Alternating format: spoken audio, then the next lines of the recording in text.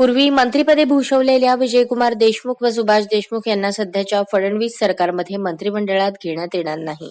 अक्कलकोटचे धडाडीचे आमदार सचिन कल्याण शेट्टी यांची मात्र मंत्रिमंडळात वर्णी लागण्याची शक्यता आहे, अशी माहिती सोलापूर भाजपमधील विश्वासू सूत्रांनी दिली.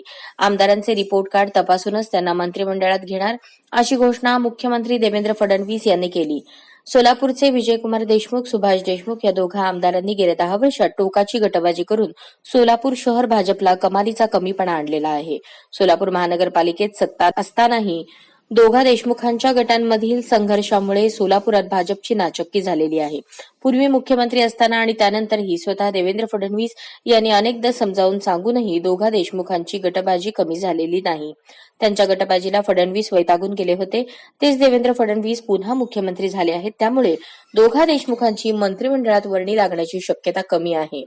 अक्कलकोटचे आमदार सचिन कल्याण शेट्टी यांनी देवेंद्र फडणवीस यांनी गेल्या वेळेस आदेश देताच सोलापूर जिल्ह्याचे अध्यक्षपद न कुरकुरता स्वीकारले होते. अध्यक्षपदाची जबाबदारी त्यांनी चांगली सांभाळून दाखवली. त्यामुळे मंत्रिमंडळात सचिन कल्याण शेट्टी यांना घेतले तर आश्चर्य वाटायला नको, असेही त्या सूत्रांनी स्पष्ट केले.